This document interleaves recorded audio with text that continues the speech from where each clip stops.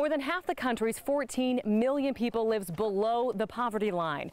The wide disparities are extremely apparent in rural Guatemala, like here in Jocotan. Nearly 70% of rural Guatemalans are poor, living on just $2 a day.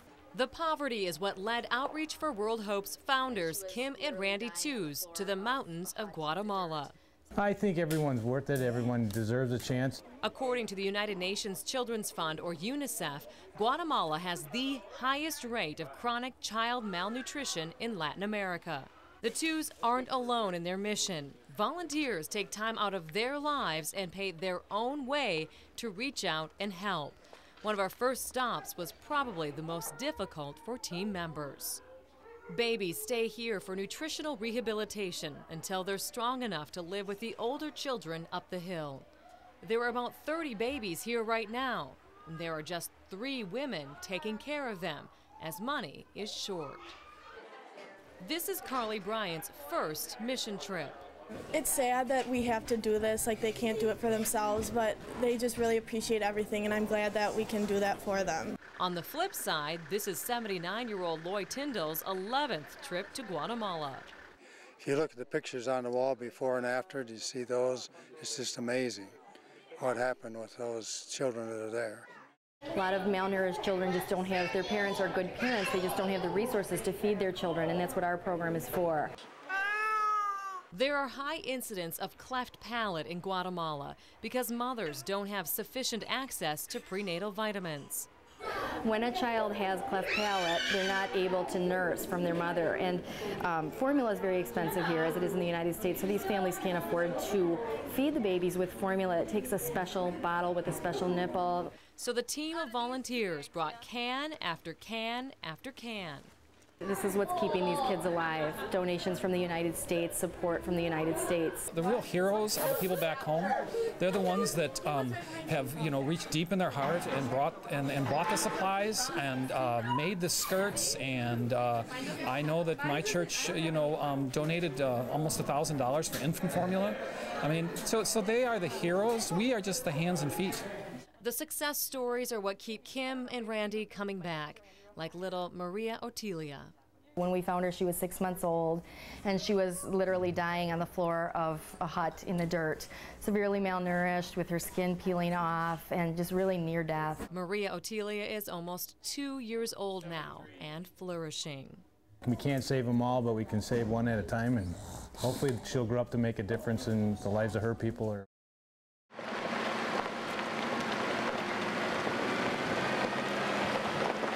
In the back of a pickup truck, the team of volunteers from around Madison make their way up a dusty, bumpy dirt road. Donations in tow, families waiting for our arrival.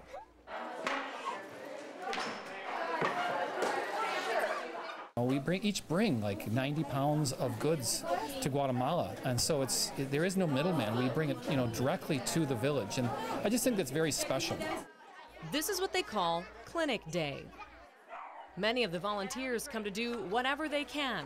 I think it is what they call a hemangioma. Some have a very specific purpose while in Guatemala, like Kathy Wilkinson.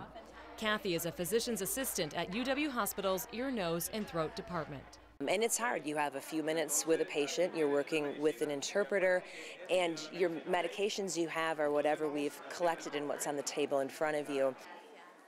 But Kathy knows she is making a difference. When you see these kids coming in with their bloated bellies, pneumonia, you know that they may die if they don't get treated and they have no other means. More than 1 million children under the age of 5 suffer from chronic malnutrition. Why? Inadequate access to food. And it's only gotten worse over the last few years as food has gotten more expensive and the global economic crisis. Ruth Noemi is proof. Her mother brought her in to be seen by a doctor, chances are for the first time ever. She has a cleft palate, so has not been able to get all the nutrients she needs to grow. So she's stunted because of her malnutrition for 1.5 years. If this had been caught earlier, the baby wouldn't be in this condition for so long. If we didn't find this baby today, what would be the prognosis for her? Not very good. Ruth Noemi would have fallen prey to other illnesses like pneumonia or even something as basic to us as diarrhea, which would have likely killed her. Now she'll be put into Outreach for World Hope's Lifeboat program. It's a temporary sponsorship program for children who are hospitalized for nutritional rehabilitation. They stay in the program until someone sponsors them. There are about 35 children in the Lifeboat program right now. We never turn away a kid. I mean, if we see a kid whose life is at risk, general funding for the ministry will cover that kid until a sponsor takes them on.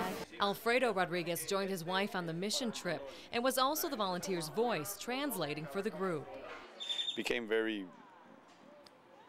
personal for us. I think I'm a better person for it, not because of what I've done, but again, because of what the people have done for me.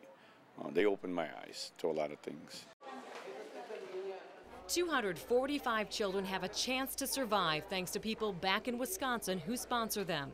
$29 a month sponsors a child through Outreach for World Hope. The family comes once a month to receive food and medical care if they need it.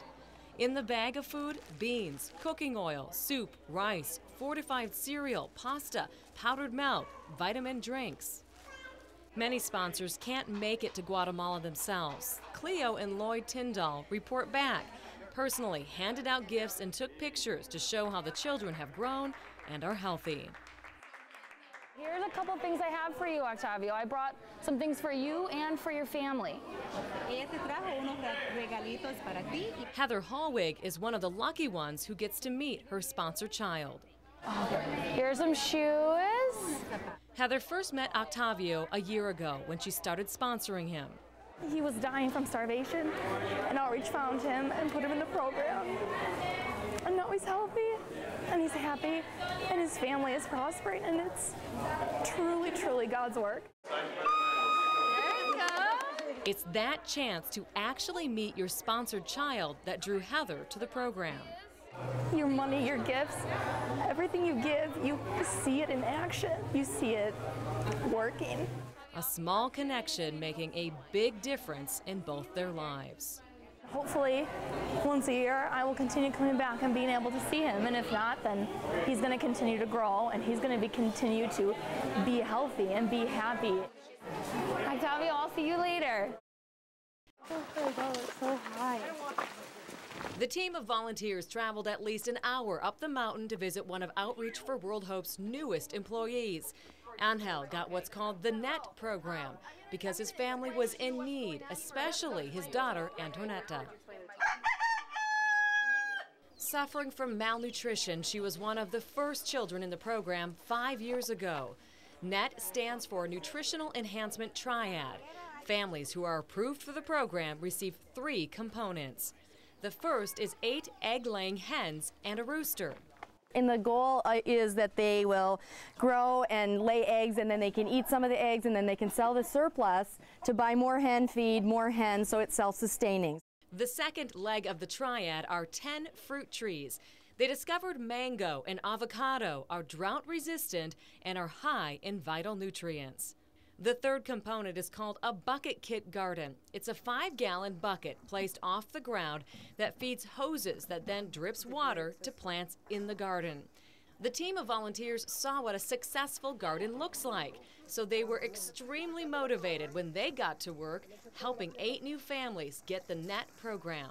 We are so blessed in our country, and we have so much that we can share, and this small offering of work is just a small piece to help them with life-sustaining food.